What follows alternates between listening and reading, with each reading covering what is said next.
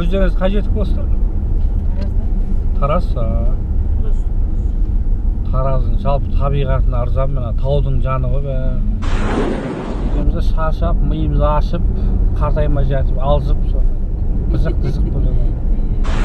Барлығы тұрмысқа шығып кетті деген бір көзқарас сізде қалыптасып, неге мен ерте үйленбедім деген ой болып жатқан жоқ па сізде? Ондай ой. Ассалаумағалейкум, армысыздар қазақ елі. Күмісі күлкіден болған ажар алтындай барша жамағат, армысыздар, бармысыздар. Бүгін Сәкен Әбсеметов YouTube арнасында жаңа рубрика жарыққа шыққалы тұр. Ол қандай рубрика десеңіздер, бүгінгі қоғамда интернет желісінде такси қызметі қаптап, әртүрлі бағыттағы такси қызметтері өз жұмысын жасап жатқаны баршамызға аян. Мен сол блогер ретінде осы Түркістан қаласында облыс орталығы болғалы бері таксидің бағасы да біршама артқан. Осыны зерттеу барысында бүгін міне сіздерге видео түсіргелі отырмын. Бүгін яғни Түркістан қаласында бір күнде InDriver желісінде қанша ақша табуға болады, осыны блогер ретінде зерттейтін боламын. Бірге тамашалайық ағайындар. Және бір нәрсені айта кеткенді жөн көріп отырмын. Бүгін сенбі, яғни барша органдарда көптеген жұмыс мекемелерде бүгін демалыс. Сондықтан бүгін қазір таңғы сағат 10-нан кешкі 10-ға дейін InDriver'ды мен қазір зерттейін. Бір күнде қанша ақша табуға болады, және оның шығыны қандай, осы мәселеде, осы тақырыпта, осы сұрақтың жауабын бірге табатын боламыз ағайындар. Бізбен бірге болыңыздар. Клиенттердің арасында әртүрлі тақырыптағы сауалдар, сұрақтар, жауаптар өрбитін болады, және біздің видеомызды қызықтыру үшін әрине. Сондықтан қараңыздар. Мен бұдан бұлай тек такси емес, көптеген жұмыс салаларын, олардың табысын блогер ретінде зерттейтін боламын. Менің видеомды жіберіп алмаңыздар. Видеоны тамашаласаңыздар, лайкты басып қойыңыздар, өйткені сіздердің лайктарыңыз біздің контентті, қазақ тілді арнаның қаралымын арттыратын болады. Сіздер маған жәрдем бересіздер лайк арқылы, мен сіздер үшін қызмет жасай беретін боламын. Ал енді кеттік. Түркістан қаласында бүгін сенбі сағат 10, кешкі 10-ға дейін қанша ақша табамыз? Кеттік. Lay mening aynalıp olsam Faydangı Simesi faydangı Şarman bir kaypam Karavayım Ağanın içi Sağlık jatayım Ağanın içi Sürgün sol arasında Көрермендер, InDriver'ден тапсырыс қабылдадым. Шымкент тас жолы бойы көшесі бар. Содан Каспий банкі Тәукехан көшесіне бір клиентті 550 теңгеге тапсырыс қабылдадым. Оның 95% InDriver қызметін пайдаланған үшін олардың басшылықтарына біз жолдап отырамыз. Яғни 550 теңгенің 45 теңгесі InDriver желісіне кетеді, және 505 теңге біздің қалтамызға, қоржынымызға түседі. Біз бүгін Құдай қаласа бірінші клиентімді осылай бастадым. Ары қарай арасында сіздерге көрсетіп отыратын боламын. Затем поверните налево. Аниса әпкеміз осы картаны баяндау біздің елімізде ағылшынша және орысша, сол қазақ тілінде шықса деп үкімет басшыларына бір ұсыныс жасағым келіп отыр. Әрине біздің мемлекетіміз Қазақстан болғандықтан. Өтіп кеттім ғой. Каспий банк па? Ремен тағым.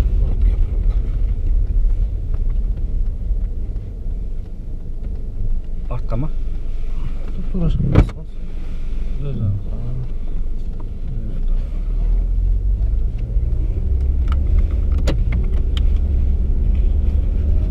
Үйден шыққанға бірінші клиент сен.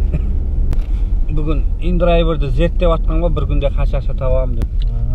Блогермін да, видео блогер. Ана бойдақ балдар бар, үйлене алмай жүрген, үйленбей жүрген. Ерте үйленген жақсы ма, кеш үйленген жақсы ма деген тақырыптар қозғап әңгімелесіп. Өзің бойдақсың ба? Үйленгенсің ба? Bir бала. Қанша жыл болды үйленгеніңе?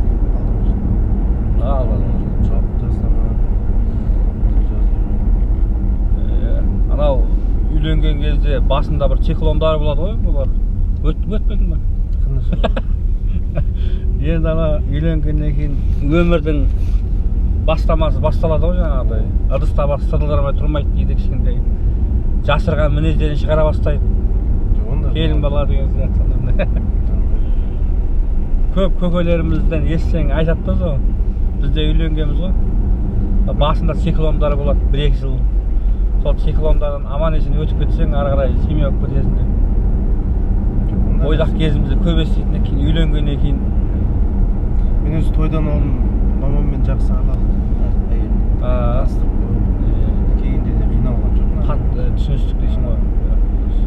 Сосын бір плюсы жаңа үйленген өзің жұмыс істемең студентпін да. Иә. Бір жердің әрекет істейсің, тез бала туған соң Иә, дұрыс. Өйткені бұл мәселені не үшін қозғап дейсің, анау ажырасу көп болып жатыр да қоғамда қазір. Не деген ажырасу қазір статистиканы айтсаң шок болады қазір. Түсініспеушіліктер көп болады қазір жастардың арасында. Біреулер айтады, телефон кінәлі дейді, біреулер тәрбие дұрыс емес дейді. Біреулер қоғамды кінәлі айтады мысалы. Кейбір еркектер бар, оны мойындау керек. Өз басын өзі зорға алып жүрген еркектер бар да. Өзінің қарын тойса болды. Мысалы әйеліне обалды ғой, бала шағасына. Кейбір әйелдер бар, еркектің жаңағыдай қадір қасиетін түсінбейтін да. Ол еркек жаңағыдай бала шағам үшін жұмыс істеп келеді, ақша тауып. Үйіне келсе жаңа кассетасын айналдырып, өздерінің бір кассеталары бар. Өзің бір ойыңды айтып жіберсей, осы мәселеде жастар қазір қалай бар? Ерте үйленген жақсы ма, кеш үйленген жақсы ма? Енді мен өзім ойым жақсы деп ойлаймын. Ерте үйленген, е? Потому что ол өмірдің әр қиыншылықтар өздері, ана қиын периодтар болады, содан да мысалы артына поддержка болады әйеліне мысалы. Соның бәрінен тез өтіп кетесің деп айтқаным ғой просто. Менде қазір бір ұл бала бар, енді өзім енді 21-ге толдым. Қаласа уже 15 жыл, 20 жылдан кейін осы 40-қа келгенде де уже мысалы 20 жасар балам болады, ол да бір көмектеседі деген ойда айтып жатқаным ғой просто. Иә, дұрыс. Ерте үйленген жақсы негізі. Бұл мәселені не үшін айтып жатырмын, кейбір еркектер жаңағы кеш үйленіп жатыр да қазір. Жоқ, енді минустар да бар, енді оны Поверните налево. Енді өмірде сол қиыншылықтан тұрады, қиыншылықсыз өмір емес. Қиыншылық көрмесең өмірдің тәттілігін сезінбейсің деген сияқты. Осы жер ғой. Рахмет бауырым. Мақұл, жақсы жолыңыз болсын.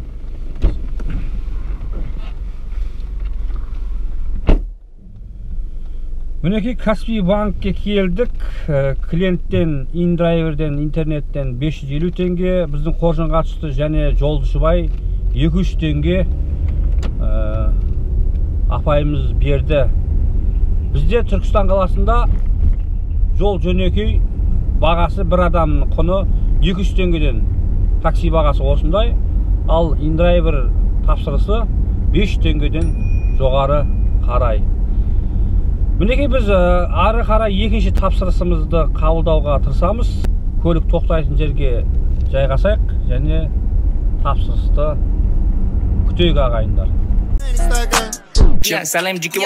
Lay mening aynalıp olsam Faydan gara kimisi faydan Geçarman men kaypam Qara vayn Ağanın içi Olsallık jatayım Ağanın içi Jürgen sol arası Бұндай индрайвердің бір күнде қанша табыс табатын жөнінде зерттеу жұмыстары болып жатыр да қазір. Мен таксист ретінде осы мәселені қолға алып, қазір Түркістан қаласында бір күнде қанша ақша табуға болады осы индрайвер желісінен.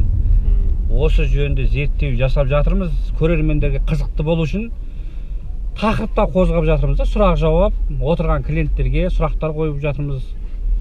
Ол кісілер барынша ойын айтып, біздің видеомызды барлық Қазақстан көрермендері көреді деген ниеттеміз, сондықтан түсіріп жатырмыз. Барлық нәрсе осы көрермендер үшін жасалып жатқан дүние. Кейбір адамдарға бұл сабақ, видео сабақ болады деген ойдамыз. Бүгінгі видеомыздың тақырыбына ерте үйленген жақсы ма немесе кеш үйленген бойдақтарға тиімді ма деген сұрақтар талқыланып жатыр. Осы мәселеде өз ойыңды, өзің жасың қаншада негізі? 18-де. 18-де студентсің ба? Иә. Мына сенің алдыңғы буын ағаларың бар, үйленбей жүргенде, жасы 30-40-қа келіп қалған ағалар бар, әпкелеріміз бар. Әр карьера қуып жүрген, оқу қуып жүрген, білім қуып жүрген, өзінің жоғын түгендей алмай жүрген кейбір ағаларымыз, әпкелеріміз бар, үйленбей жүрді. Енді сен жассың ғой, саған сұрақ, ерте үйленген жақсы ма немесе кеш үйленген бойдақ адамдарға тиімді ма? Осы мәселеде өз ойыңды айтып жіберсең, қалай ойлайсың өзің? Білмеймін, әр адам әрқалай ойлайды ғой, көреді ғой. Негізі ерте үйленген дұрыс, бірақ соза бергенде болмайды, 30 жасқа келіп үйленген ол қате сияқты мен ойымша. Ерте үйленсең, бала шағаң ерте өсіп бой жетіп, өзіңе бір жәрдемдесуге бір жарап қалатын ер азамат, азаматшалар болады дейсің ғой. Иә. Ерте үйленген дұрыс деп ойлаймын. Енді мынандай мәселе бар да, біреулердің тұрмыстық жағдайы өте төмен болуы мүмкін, немесе баспанасы жоқ, мінерге киімі, ішерге асы деген сияқты соларды түгендеп алып, үйленсем ба деген ойлар туындайды кейбір адамдарда. Сөйтіп жүрген кезде жасы да келіп қалады да. Ол жағы қалай өз ойың? Барынша үйленуге тырысу керек қой. Қалай болсын, екі жақтама келісіп дегендей. Негізі қалған дүние сол жол барысында, өмір сүру барысында түгенделе береді деген айтқыңыз келіп отыр осындай мәселе. Одан бір мәселе бар да, мына көрермендер айта кеткенді жөн көріп отырмыз. Мына ерте үйленген мен кеш үйленгеннің тақырыбына қатысты дүние бұл да. Мынандай мәселе бар, мына қыз жақтарынан. Жақсы қыздар, мысалы, тәрбиелі, өнегелі, өскен, текті қыздар айналасындағы ағайындардан артылмай жатқан жағдайларда болады кейде. Ерте тұрмысқа шығып жатады да қыздар. Ал енді балдар жағынан кеш үйленіп жатса, сондай жас қыздар ерте тұрмысқа шығып кетеді да, тіс қаққан, мінезі бар, мінезді, кейде жаңағыдай біздің әдет ғұрыпқа сай келмейтін теріс пиғылды қыздар кездесіп жатады кейде. Семьяларда болып жатады кеш үйленгендерде. Ал кейде жалпы кейбір сұрақтар қойып жатамыз ғой, жаңа әр нәрсенің минусы, плюсы бар деп айтады да, жаңағыдай. Кеш үйленгенде кейбір пайда жақтары болады. Жалпы бұндай мәселеде біз шариғатымызға тоқталғанды жөн санаймыз. Негізі шариғатымызда ерте үйленіңдер дейді ғой, жаңа көбейіңдер дейді, ерте үйленіңдер дейді. Негізі адам баласында бір үзір амал дейді ғой, жаңа сылтау таусылмай деген негізі. Менің өзімнің ойым ерте үйленген жақсы дүние деп ойлаймын. Ал сен бойдақсың ғой, қазіргі қыздардың көзқарастары қалай негізі? Негізі салмағын бір сараптап берейінші деген оймен сұрақ қойып жатырмын да сізге қазір. Қыздардың бұрын енді әжелерімізді үлгі алатын болсақ, небір өнеге бір үлгі алатын бір тұстар көп та әжелердің, баяғы аталарымыздың, апаларымыздың. Қазіргі жастардың көзқарасы қандай қоғамға деген, тұрмыс құруға деген, осы отбасы болып кетеміз ау деген ойлары деген сияқты. Сонда бір пікіріңді айтып жіберсең көрермендерге. Қиын сияқты. Қиын тұрмысқа шығып кету. Көбісі жаңағыдай оқиды, болашағын ойлайды солай да. Бұрынғыдай емес қой. Қазір көбісі. Көп жастар қазір оқуын бітіріп алып, кеш тұрмысқа шыққысы келеді. Иә, шетелге кеткісі келеді. Сосын жүреді, отырып қаламын деп, отырып қалады. Көрермендерге де сауал қойғым келіп жатыр. Мына біздің видеомыздың астында пікір алаңы бар. Сол пікір алаңына өз ойларыңызды жазып кетсеңіздер болады көрермендер. Ерте үйленген дұрыс па әлде карьера қуалап, оқуын бітіріп, жоғын түгендеп үйленген, кеште үйленген дұрыс па деген бүгінгі біздің InDriver желісін зерттеу барысында қойылған сұраққа жауап іздеп жатырмыз. Сіздер де видеоның астында пікір алаңына өз пікірлеріңізді қалдыруға мүмкіндіктеріңіз бар ағайындар. Біз енді жалғастыруды қайта бастаймыз. зерттеуімізді қайта жалғастырамыз ағайындар. Видео ұнаған болса лайк басып отырыңыздар. Келесі мына кісі өзінің діттеген мезетіне келіп жетті. Қазір басқа адамды қабылдауға ұмтылыс жасаймыз ағайындар. Народный банк. Халық банкі. Халық банкіне орадық. Есіміңіз кім болады? Есім Дәурен, Сәкен болады. Есімі. Дәурен, мына мен блогер ретінде видео түсіріп жатырмын қазір. Түркістан қаласында InDriver желісінде бір күнде қанша ақша табуға болады деп көрермендер үшін зерттеу жұмысын жасап жатырмын. Соның арасында қызықты болу үшін бір тақырып таңдағанмын. Жастарға байланысты, бойдақтарға байланысты ерте үйленген дұрыс па немесе кеш үйленген абзал ма деген сұрақтарды ортаға тастап, әңгімеміз қызық болсын, бір жағынан баратын жерге де тез жетейік деген мақсатпен осындай сұрақтар, сауалдар қойып жатырмын мінген клиенттерге. Ал енді сіздің жасыңыз нешеде қазір? 27-ге келіп қалып жасым. 27-де, 27-де. Үйленгенсіз бе, бойдақсыз ба? Бойдақпын. Бойдақсыз.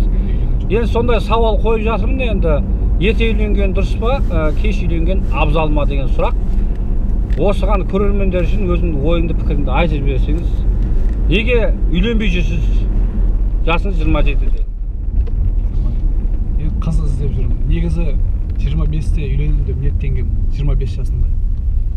Сол қаражатқа байланысты кішкене жағдай өзгеріп, үйленбей жүрмін әлі. 25-інде үйленіп, қарсы тапшылықтар болып қалды дейсің ғой. Ал енді қазір жасың 27-де не кедергі болып жатыр үйленуге? Сол енді қыз табылмай жүр. Қыз табылмай жүр. Қаражат бар, енді қыз табылмай жатыр. Осындай кезде бір мәселе еске түседі да жаңағыдай. Сіздің жасыңыз 27-де енді қыз таба алмай жатырмын деп өзіңіз ойыңызды білдіріп жатсыз. Енді 16-17 жасар біздің қарагөз қарындастарымыз, бойдақтар, жаңағы сіздің ойыңыздағы қыздар барлығы тұрмысқа шығып кетті деген бір көзқарас сізде қалыптасып, неге мен ерте үйленбедім деген ой болып жатқан жоқ па сізде? Ондай ой болды. Көп болады. Кейде жалғыз отырып ойланасың ғой. Неге олай болды екен. Бірақ енді алдымыздан шығатын жер. Бұйырған шығатын жер алдымыздан. Бұйырған күтіп тұрған жер. Енді мына қоғамда осындай мәселе бар да, мысалы біздің аталарымыз, апаларымыз бар, ақыл айтпайды емес, айтады бәрімізге. Негізі сол ақылдарды кейде тыңдамаймыз да, құлақ аспай. Содан кейін біздің өмірімізде кішкене қателіктер орын алып жатады. Кейде бір қазақтың бір 2-3 мақалын жаттап аламыз осындай. Бұйырғаны болады, алда тұрған шығар, тағдырдың ісі деген осы бір-екі сөзді жаттап аламыз да, осыны қолдана береміз да негізі. Бірақ сондай үлкен кісілердің ақылын тыңдап жатсақ, көп қателіктерге бой алдырмаймыз деген менде бір ой қалыптасып жатыр. Енді сіз осы уақытқа дейін қыздармен кездескен шығарсыз негізі. Оларда қандай қателіктер орын алып жатыр сіздің ойыңызша? Неге ұнамады кездескен қыздарыңыз? Үйленіп жатқан қыз жоқ, таппай жатырмын деп жатсыз ғой негізі. Бірақ кездестіңіз қыздармен. Қандай кемшіліктер болып жатыр сізде кездескен қыздарда? Енді мінез сайы келмейді, кемшіліктерін атап өтсем көп қой ол негізі. Адам өзімде де бар кемшілік, бірақ енді оны пәлен түгел деп айта алмаймын. Кемшіліксіз адам болмайды негізі. Бірақ енді кейбір жаңағы мінездер ұнамай қалады. Жоқ, мінезі қалай? Мінез болғанда қалай? Мысалы, сөз қайтару ма, немесе бағынбау? Енді бағынбау деген ғой, жаңағы бағыныш болу керек кішкене. Бағынышын көрсете білу керек та ол кішкене. Болашақта саған бағынамын деген сияқты мінезін көрсете білу керек. Сондай нәрсе, сондай қабілет қыздарда қазір аз көрініп жатыр дейсің ғой сенің ойыңша? Көбінесе олар уже басқарғысы келеді, үйленбей жатып, жаңағы өзінің орнын көрсеткісі келеді да, саған үйленбей жатып. Сол үлкен қателік дейсің ғой негізі. Жалпы сіздің ойыңызша бойжеткен, тұрмысқа шығатын бойжеткен қандай болу керек негізі? Тәрбиелі, иман жүзді. Ондай қыздар бар ғой қоғамда қазір? Бар, бірақ бізге жолықпай жүр. Жолықпай жүр. Құрметті көрермендер, сіздердің араларыңызда сондай бір қыз болатын болса, мына Дәурен деген інімізге хабарласып қоюға болады. Негізі жұмыс істейсіз ғой негізі, табыс бар. Басты табыс бар, жұмыс істейді. Бұл жаңа бір кемшілік жаңа қыздардың. Бірінші жігітте не жұмыс істейсің деп сұрайды ғой. Не жұмыс істейсің? Ол жігітке ұнамайды ол нәрсе. Жігіт ойлайды бірден ол жігітке дүние маңызды болып тұр деп ойлайды да. Мысалы мен қазір бастықпын да бір жерде. Ертең мен бір жерде күзетші немесе қара жұмыс істеуім мүмкін. Сонда мен ойланамын да, сонда ертең мен бастық болып тұрып, бастықтан түсіп қалсам, жұмыстан шығып кетсем, ол мен тастап кетер ма? Кетіп қала ма менен? Сондай сұрақ туындайды да. Сұрақты қойғанда не жұмыс істейсіздер, айлығыңыз қанша, ондай мәселені қозғамаңыздар қыздар. Ең бастысы жоқ, сұрақты подход, мысалы не жұмыс істейсіз емес, не мамандық тамамдадыңыз, қазір немен айналысып жүрсіз деген сұрақтар дұрыс та. Бірден жаңа не жұмыс істейсіз деген ол сен қанша ақшаң бар деген сөз ғой, прямо айтқанда. Қымбатты көрермендер, біздің жаңа Дәурен мырза дейміз ба, бауырымыз. Мына сіздің жаңа діттеген мезетіңізге де жеріңізге де жетіп қалып жақындадық. Жалпы әңгіме жол қысқарту мақсат. Кейбір үйленбей жүргендерге кішкентай мотивация болсын деген сұрақтар бұлар. Негізі жалпы бойынша шариғатқа бойынсұнғанымыз жақсы. Ерте үйленген абзал деп айтты ма пайғамбарымыз? Ерте үйлену керек, ерте көбею керек. Қалған мәселені ол жол-жөнекей өзі бұйырған нәрсені көре бастайсың. Бірінші мақсат амал, Бірінші мақсат амал.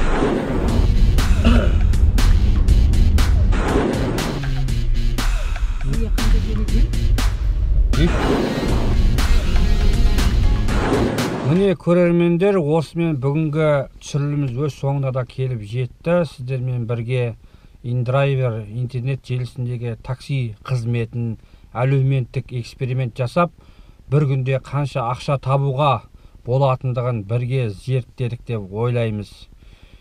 Таңғы сағат 10-нан кешкі 10-ға дейін біз бүгін InDriver'ден қанша ақша таптық, соны сіздерге айтатын боламын қазір. Оның арасында 1 сағат түскі асқа уақыт ажыратылды. Кешкі ас ішкен жоқпын. Қазір сағат тірі кешкі 9-дан 55 уақыт шамасы өтті. Жалпы бүгінгі табыс 12.000 теңгені көрсетті. Оның ішінде жанармайға 3,5 мың теңге ақша кетті. Мына астымдағы көлік ол Hyundai Elantra автокөлігі, қозғалтқыш күші 1.6, беріліс қорабы автомат. Осымен такси қызметін жасадым.